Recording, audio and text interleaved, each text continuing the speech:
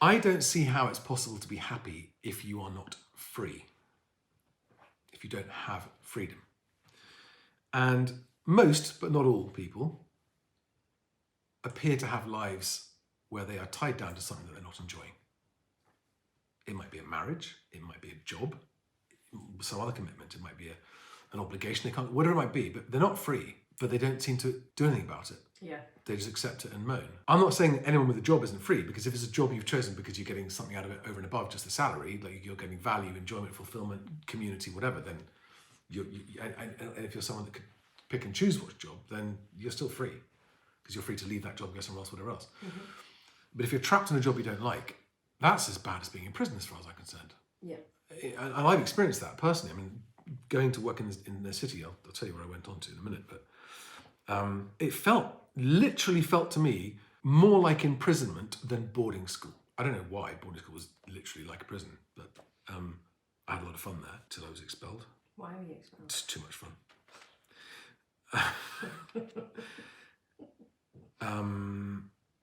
Never done drugs in my life. Before anyone jumps to conclusions, I've never touched drugs. I'd smoked pot a couple of times, but I just ended up having whiteys and feeling sick and horrible, so I didn't even do that. I've enjoyed booze, but that's it. Literally, that's it. Like nothing else has ever touched me. Proper good old-fashioned fun is what I was, just getting up to no good all the time. But so freedom has looking back, people have confused me with being an adrenaline junkie. I am not. I have no interest in doing a bungee jump. Risk reward, not there for me. That's the point. Wouldn't do a parachute jump. I did train to do one, actually, never happened because it was too windy. But learning to do a parachute jump is perhaps a valuable skill. Yeah. But I wouldn't do it for fun. I grew up riding horses. I enjoyed exciting sports, like I used to BMXs. Do you remember BMXs back in the day? But I just, in my mind, and again, as a kid, before I'd even consciously thought about this, like, I want to do what I want to do, because this is my life. I had a bit of a reputation of being selfish on a day-to-day basis. Although I would counter that by saying I also had a reputation as being, whenever a friend had a serious problem, I was always the first one there. So selfish, day-to-day, casual stuff, when the chips were down, I would move mountains faster than anyone else did. And my friends would all tell me that as well. My friends would say, you are such a selfish bastard. No, you always do what you want to do. But if I was in the shit, you're the first person I'd want here, and you're always the first person here. So somehow I managed to keep hold of my friends, despite being selfish. Yeah. My dad wanted me to go into the army, and I was going to, actually, till I got expelled. Okay. I'd done 2 potential officer visits with 2 different regiments in Germany, and I had a provisional offer of a place subject to passing Sandhurst to go to the army. And then when I got expelled, they said, well, we're not impressed that you've been expelled. We're still willing to accept you, provided you go and do something called an O-type course at Catterick, which is 8 weeks of hell. I was 16. 17, I think it was. But I was just like, no, I'm right. Thanks. My mother just said, you need to get a job. So I looked at what there was, and there was something in Heathrow, and did that. And I went to a girlfriend went to the Caribbean, where I got a 2-month job working for a graphic designer. Oh, yeah. Because this is the days before the internet, right? This is 1991. Yeah, it was 91, summer of 91. And there's a graphic designer on the island that was on St. Thomas, the US Virgin Island. And he did all of the magazine and tourist magazine ads for bars, restaurants, nightclubs, etc. And he needed someone to deliver the proofs. He was so busy. And he gave me the keys to his open-top Wrangler Jeep, $10 an hour in cash, which was plenty back then. Drive around the island, seeing my clients, showing them the proofs of my work. I was thinking about that, to actually physically give them a proof. Yeah. And the interesting side effect of this was that I got to become friends with all the nightclub owners on the island. Of course you did. And so I was just told, hey, never had to queue anywhere, never had to pay to get anywhere. So I came back and then I went into the city. I got a job, and again, I came back thinking, what am I going to do? Don't know what I'm going to do. And my parents got me an interview with someone for doing something that I'd never heard of, which was actually amazing, because I ended up doing 3 years in the city as a financial futures and options trader or broker, which meant I had to pass exams. I did that for 3 years while all my friends were at university. Best of both worlds, because I was earning money, not much. I was a junior guy being paid nothing. And I got to learn how the entire world's financial system works. I was qualified to provide investment advice on complex financial instruments, futures, options, so commodities, foreign exchange, soft commodities, financial commodities, gilts, everything. This was a broking house that did all of it. It was the largest broker of futures and options. Do you remember the open outcry pits with all the guys wearing bright coloured jackets, shouting and screaming? Yeah. That's what I was doing. Ah, It was fascinating. I amazing. wasn't sitting in an office. I was on that exchange floor for a while, and then went up to the office, sitting on the desk as a broker talking to clients. The story about how I got fired from that is quite funny. Do tell. I was always late for work, always 5 minutes late. And eventually the director took me aside and sat me down and he said, I don't care if there's a nuclear fucking holocaust, the next time you're late, you're fired. Which was actually just what I needed. And so for the next day onwards, I started turning up half an hour early to work, which was 6:30. It was early. I had to be at work by 7. And thought, if I'm going to do this, I may as well, I will accept these rules. I'm choosing to accept these rules. And I did, and I got my head down and I worked hard. But I was still a junior guy, surrounded by very, very rich, much older guys than me, and I towed the line, worked hard, really did, actually. And then one day, it was a crazy day. Everything had gone nuts. Something had happened in the markets and all the markets were fast. And so everyone's standing up on both phones, shouting and screaming. We have telephones to talk to clients and a microphone on our desk connected straight down to the trading floor where our brokers are placing the orders in the pits. So it's real time. So your client tells you on the phone, right, buy this. And you tell, right, buy that.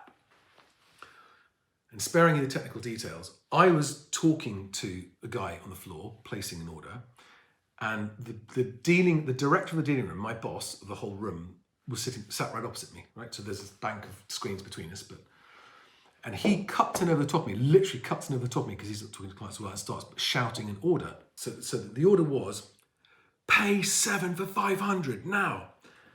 And the guy at the bottom says, what do you mean, 27, 37, 47, what 7?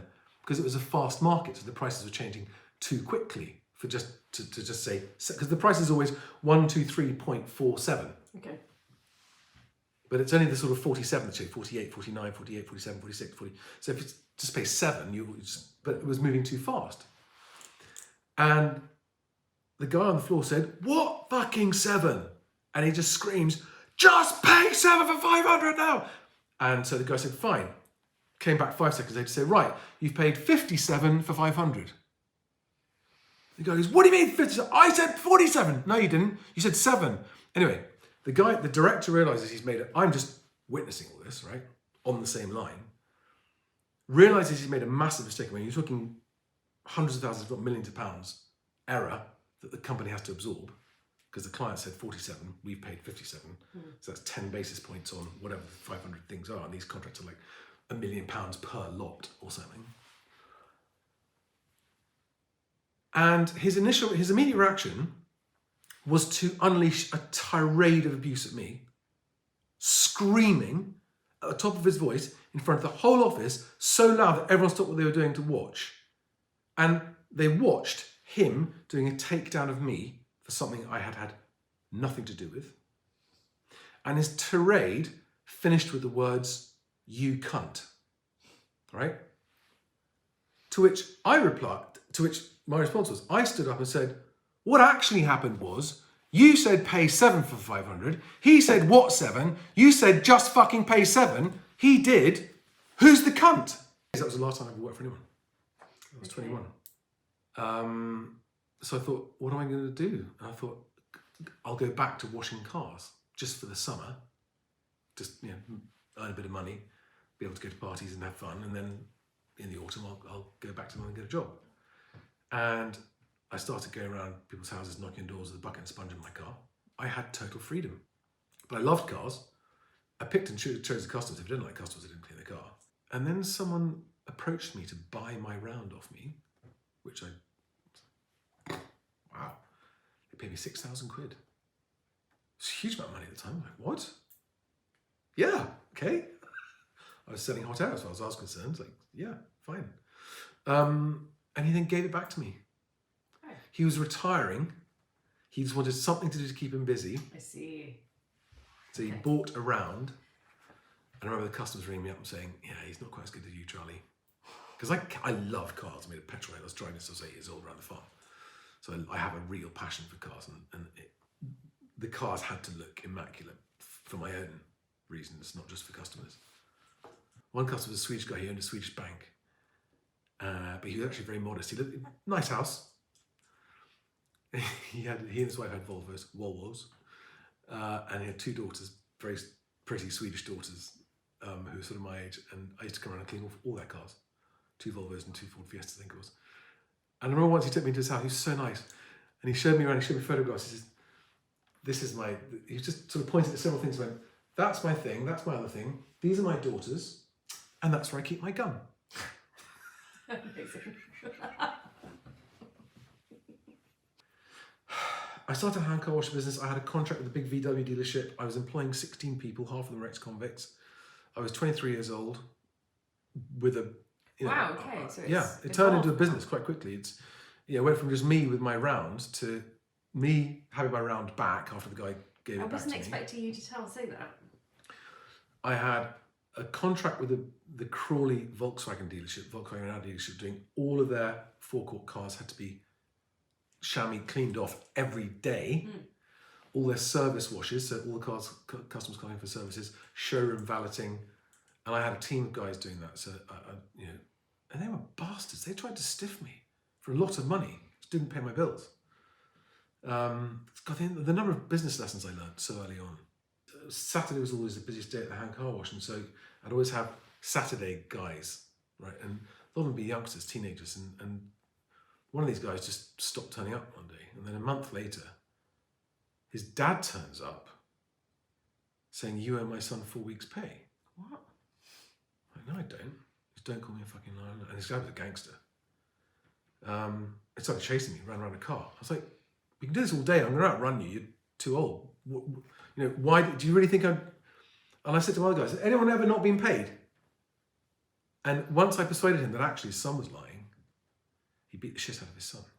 I had another guy, a 16-year-old kid, he was such a sweet boy. He worked full-time for me. Paydays were Mondays, and on Tuesdays he was asking to borrow money for lunch. And eventually I said, "What's up?" And he said, well, I actually realised his dad came around. His dad was sadly a charming no-gooder. Leather waistcoat, nothing else. Not even a t-shirt. Leather waistcoat, jeans. Cheerful chap. He was literally taking his son's money. Crawley does have a reputation. This chap was literally taking his son's money off him. All of it. Oh, shocking, isn't it? Every Monday, just, "Thanks, son." All of it. And his son just felt compelled to hand it over.